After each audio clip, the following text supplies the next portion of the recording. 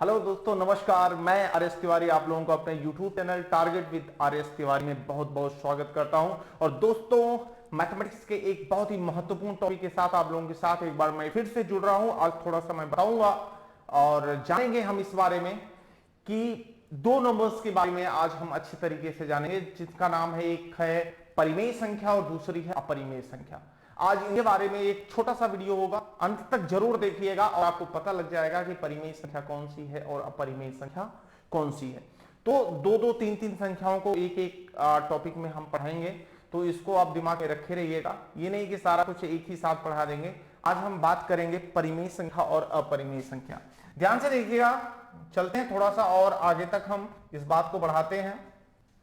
आज हम बात करेंगे पहला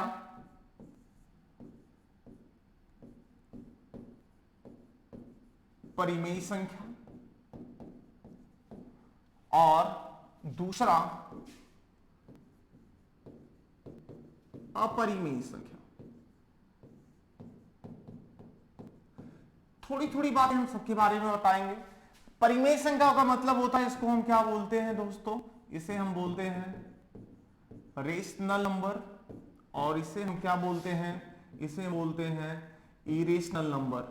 तो रेशनल नंबर क्या है और इरेशनल नंबर क्या है, इनके बारे में पूरी जानकारी आज हम रखेंगे। तो ध्यान दीजिएगा।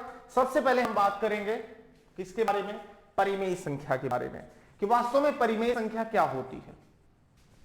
तो परिमेय संख्या की अगर परिभाषा की बात करें तो वो सारी संख्याएं, वो समस्त संख्याएं, जिसे हम p बाई क्यू के रूप में लिख सकते हैं, वो सब की सब कौन सी संख्याएं हैं, परिमेय संख्याएं हैं। वो समस्त संख्याएं, वो सारी संख्याएं जिसे हम p बाई क्यू के रूप में लिख सकते हैं, वो सारी की सारी संख्याएं कौन सी संख्या होंगी, हाँ, परिमेय संख्या होगी। समझ गए आप हमारी बात को। तो बिल्कुल इसी को आगे बढ़ाते हैं और इसमें एक दो दो करके हम सारी चीजें, मतलब एक बार में दो संख्या बताएंगे और उसके बारे में पूरा एनालिसिस करेंगे और क्या क्या इसमें हो सकता है, सारी बातों के बारे में हम यहां पे जानेंगे, समझेंगे और पूरा का पूरा एनालिसिस करेंगे। पहला है आपका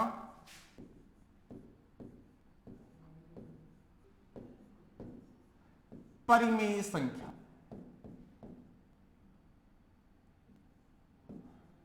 परिमेय संख्या सीधी सी बात है, जब किसी भी संख्या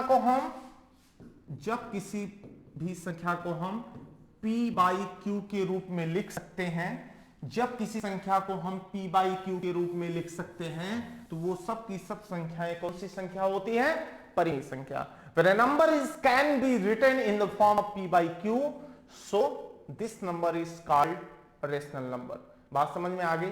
कहने का मतलब, यदि किसी संख्या को हम p बाई क्यू के रूप में लिख सकते हैं तो वो संख्या हमेशा परिमेय संख्या होगी, but q is not equal to 0।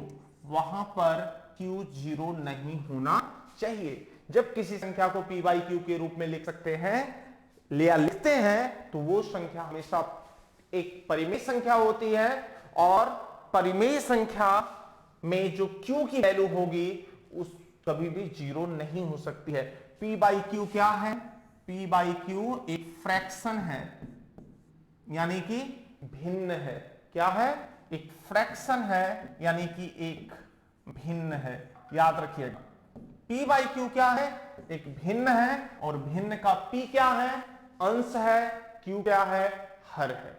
एक p जो है न्यूमरेटर है और q डिनोमिनेटर है, and q will not be 0, यानी q कभी भी 0 नहीं हो सकता, और ये फ्रैक्शन है। तो p बाई क्यू यानी जब हम किसी संख्या को भिन्न के रूप में लिख सकते हैं तो उस संख्या को हम हमेशा क्या कहते हैं, परिमेय संख्या कहते हैं। अब बात आती है कि परिमेय संख्या क्या यहीं पे खत्म हो जाती है? नहीं यार, यहां नहीं खत्म होती है।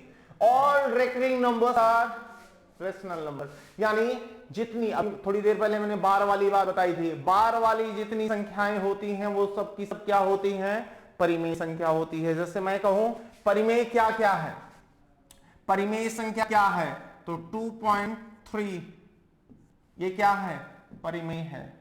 22/7 क्या है, परिमेय है।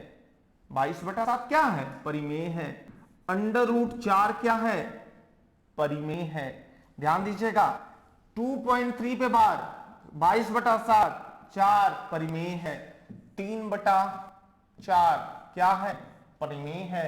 तो कहने का मतलब वे सारी संख्याएं जिसे हम p बाई क्यू के रूप में लिख सकते हैं वो सब की सब क्या है, परिमेय संख्या। दूसरी बात, अब बात कर लेते हैं थोड़ा सा अंडर रूट। तो अंडर रूट को लोग गुरु एक बात हमेशा समझिएगा, बता रहा हूं, अंडर रूट के लिए हमेशा समझिएगा कि अंडर रूट में अगर कोई नंबर लिखा गया है और उसका पूरा पूरा वर्गमूल अगर निकल जाए, पूरा पूरा वर्गमूल अगर निकल जाए तो वह नंबर परिमेय होगा, यानी वह संख्या परिमेय होगी। और पूरा पूरा वर्गमूल दोस्तों अगर ना निकले तो वो संख्या अपरिमेय होगी। तो ये है आपका, इसकी थ्योरी जो है यही है। फिर से एक बार बता दे रहा हूं, वो सारी संख्याएं जिसे p बाई क्यू के रूप में लिख सकते हैं लेकिन q का मान 0 नहीं होना चाहिए, वो सभी संख्याएं परिमेय संख्या के अंतर्गत आती हैं। यानी सभी भिन्न परिमेय संख्या है। परिमेय संख्या में जितने भी रेकरिंग नंबर है, रेकरिंग नंबर मतलब बार वाले जितने भी नंबर है सबके सब परिमेय के अंतर्गत आते हैं। जबकि 22/7 परिमेय संख्या है, अंडर रूट 4 परिमेय संख्या है। अंडर रूट के अंदर कोई भी संख्या होती है और उसका वर्गमूल पूरा पूरा अगर निकल जाए तो उसे हम परिमेय संख्या ही कहते हैं, वो परिमेय संख्या की ही श्रेणी में आता है। बात समझ में आ गई? चलिए थोड़ी सी बात को आगे बढ़ाते हैं, इसमें क्वेश्चन कैसे बनते हैं ध्यान दीजिएगा। जिस मैं आपसे कहूं 2 और 3 के मध्य कितनी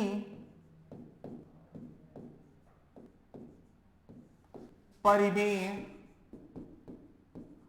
संख्याएं हैं?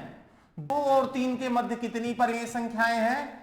तो दोस्तों एक बात हमेशा समझ लीजिएगा, किन्हीं भी दो परिमेय संख्याओं के मध्य अनंत परिमेय संख्याएं होती हैं। किन्हीं भी दो परिमेय संख्याओं के मध्य कितनी अनंत परिमेय संख्याएं होती हैं। तो इसका आंसर क्या होगा दोस्तों आपका? इसका आंसर होगा अनंत। क्या होगा? अनंत, यानी अनंत परिमेय संख्याएं होंगी। दो दी गई परिमेय संख्याओं के अंतर्गत अनंत परिमेय संख्या होगी। जैसे 2 है, ये 3 है, इन दोनों को जोड़ के क्या करिए आप, ध्यान दीजिएगा, 3 2 5, 5/2 कर दो, ये भी एक परिमेय संख्या हो गई। अब इन दोनों को जोड़ के यानी 2 + 5/2 पूरे का बटा 2 कर दो, ये भी एक परिमेय संख्या हो गई। इसको जोड़ के 2 से भाग दे दो, ये भी परिमेय संख्या। इसको जोड़ के 2 से भाग दे दो, ये भी परिमेय संख्या। इसको जोड़ के 2 से भाग दे दो, ये भी परिमेय संख्या। इसको जोड़ के 2 से भाग दे दो, ये भी परिमेय संख्या। यहां से जो निकले यहां से जोड़ के भाग दे दो, ये भी परिमेय संख्या। कहने का मतलब किन्हीं दो दी गई परिमेय संख्याओं के मध्य में अनंत परिमेय संख्याएं निकाली जा सकती हैं। दोस्तों ऐसा सवाल काफी बार पूछा गया है कि अगर दो संख्याएं दी गई हैं तो उनके मध्य में कितनी परिमेय संख्या होगी? अनंत होगी, हम इसे गिन नहीं सकते हैं। याद रखिएगा। तो ये हो गई परिमेय संख्या की बात समझ में आ गई। इसमें दोस्तों 3 टाइप के सवाल बेसिकली पूछे जाते हैं। एक टाइप का सवाल ये होता है कि निम्न में से बताइए कि कौन सा परिमेय है या कौन सा अपरिमेय है। दूसरे टाइप का सवाल ये होता है कि इनके और इनके मध्य में कितनी परिमेय संख्याएं हैं, जो कि हमेशा इसका आंसर क्या आता है? अनंत आता है। और एक टाइप का सवाल आता है और कि निम्न में से इतने इतने के मध्य में परिमेय संख्याएं कौन कौन सी, 2 और 3 के मध्य में अपरिमेय संख्या पूछ ले तो क्या क्या करते हैं, इसके बारे में यही है। ठीक है, बात समझ में आ गई होगी मुझे उम्मीद है। ठीक है, तो ये हो गई अपरिमेय संख्या की बात। परिमेय और अपरिमेय का यही मतलब होता है रेशनल और इरेशनल नंबर। ठीक है, रेशनल नंबर मुझे उम्मीद है कि आपको अच्छे से समझ में आ गया होगा। चलिए आगे बढ़ते हैं। अब बात करते हैं दूसरा क्या है? अपरिमेय संख्या। अपरिमेय संख्या। अब अपरिमेय संख्या क्या भैया? इसको इरेशनल नंबर बोलते हैं। क्या बोलते हैं इसे? इरेशनल नंबर बोलते हैं। यानी अपरिमेय संख्या, परिमेय संख्या को रेशनल नंबर, इसको इरेशनल नंबर बोलते हैं। अब परिमेय संख्या क्या होती है भैया? जिससे वह संख्या जिसे p बाई क्यू के रूप में ना लिखा जा सके, वह संख्या जिसे p बाई क्यू के रूप में ना लिखा जा सके उसे क्या कहते हैं हम? अपरिमेय संख्या कहते हैं। याद रखिएगा, अगर p बाई क्यू के रूप में लिखा जा सके तो वो परिमेय संख्या, और p बाई क्यू के रूप में ना लिखा जा सके तो उसको क्या बोलते हैं हम? अपरिमेय संख्या बोलते हैं। जैसे √3 का मान नहीं निकाल सकते हम। एक सबसे इंपॉर्टेंट आता है पाई, दूसरा 2.73215337923421, इस तरीके से। ये भी क्या है? एक तरीके की अपरिमेय संख्या। क्यों? मुझे मौका नहीं मिल रहा कि मैं बार लगाऊं, मौका नहीं मिल रहा है कि मैं बार लगाऊं, बार लगाने का मौका नहीं मिल रहा है क्योंकि रिपीट ही नहीं कर रहा भैया। जब तक रिपीट नहीं करेगा तब तक हम बार नहीं लगा सकते, और जब बार नहीं लगा सके तो जाहिर सी बात है वो अपरिमेय संख्या हो जाएगी। समझ रहे ना हमारी बात? तो ये है आपका सिस्टम, इस तरीके की बात है। याद रखिएगा, न तो इसको हम p बाई क्यू के रूप में लिख सकते हैं, न तो इसको p बाई क्यू के रूप में लिख सकते हैं, न तो इसके, अभी आपने देखा ना, तो इसको p बाई क्यू के रूप में लिख सकते हैं। दूसरी बात भैया, एक बात समझिएगा हमारी, ये √3 है, ये पाई है। अभी मैंने देखा था 22/7 क्या था? 22 आपके दिमाग में एक बात आ रही होगी, 22/7 परिमेय है। तो ये अपरिमेय क्यों है? अगर 22/7 परिमेय है तो ये पाई जो है ये परिमेय क्यों है? जानते हो क्यों? क्योंकि पाई एग्जैक्टली 22/7 के बराबर नहीं है। ये इसका अनुमानित मान है। पाई का अनुमानित मान कितना है? 22/7 है या 3.14 हम मानते हैं ऐसा। ये सब फिक्स नहीं है, पाई की वैल्यू फिक्स नहीं है, इसलिए हम पाई को क्या मानते हैं? अपरिमेय मानते हैं, जबकि 22/7 को हम परिमेय मानते हैं। 22/7 क्या है? एक परिमेय संख्या है, और पाई क्या है? एक अपरिमेय संख्या है। समझे ना? 22/7 परिमेय है और पाई अपरिमेय है। तो इसको विशेष तौर पे आप दिमाग में रखिए, नहीं तो परेशानी हमेशा होती रहती है। इनसे रिलेटेड क्वेश्चन को कैसे लगाते हैं, ठीक है? उम्मीद करता हूं समझ में आ गया होगा। चलिए आगे बढ़ते हैं। अब ऐसा नहीं है भैया, अगर हम √2 लगा देंगे, √5 लगा देंगे, इसका पूरा नहीं निकलेगा। पूरा जब नहीं निकलेगा तो जाहिर सी बात है ये इरेशनल नंबर हो जाएगा, यानी कि अपरिमेय संख्या हो जाएगी। उम्मीद करता हूं समझ में आ रहा होगा अच्छे से, ठीक है? बिल्कुल यही है सिस्टम। आगे बढ़ते हैं। अब इसमें सवाल कैसे पूछे जाते हैं? जैसे मैं आपसे कहूं 3 और 4 के मध्य की एक अपरिमेय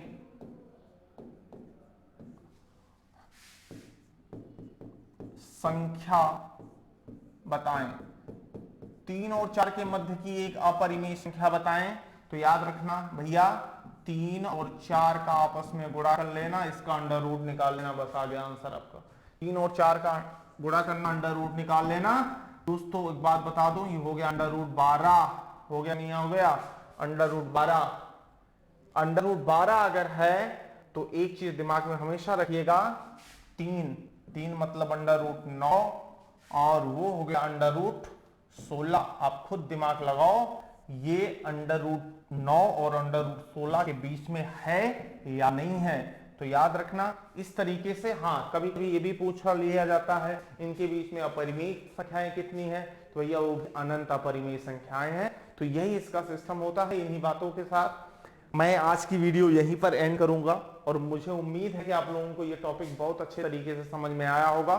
और देखिए, कॉन्सेप्ट को समझना सबसे बड़ी बात है, कॉन्सेप्ट को जानना सबसे बड़ी बात है। अगर आप कॉन्सेप्ट खुद जानते हैं, समझते हैं और दिमाग में सेट करते हैं, ठीक है, दिमाग में सेट करते हैं सारी चीजें, अगर आप क्लियर करते हैं तो जाहिर सी बात है आपको कोई भी प्रॉब्लम नहीं आएगी, कोई भी परेशानी नहीं आएगी, क्वेश्चन को आप आसानी से सॉल्व कर। अभी बिल्कुल मैं बेसिक कॉन्सेप्ट पे चल रहा हूं, अभी कम से कम 6 दिन बिल्कुल बेसिक पढ़ाऊंगा, उसके बाद लेवल को थोड़ा करके हम ऊपर तक ले जाएंगे और उम्मीद करते हैं कि आप लोगों को ये बहुत मजा आएगा। मैं एक बार में यार फिर से आप लोगों से ये उम्मीद करूंगा कि इस वीडियो को आप लोग बहुत शेयर करेंगे, इसको लाइक करेंगे। इस पे यार आप लोग कमेंट नहीं करते हो, ये गलत बात है भाई। कमेंट करके हमें बताया करो कि कुछ प्रॉब्लम तो नहीं, अगर कुछ प्रॉब्लम है तो उसको मैं ठीक करूं, क्योंकि YouTube के क्षेत्र में अभी थोड़ा सा मैं न्यू हूं, मैं नया हूं, अभी काम कर रहा हूं, आप लोगों के लिए काम कर रहा हूं।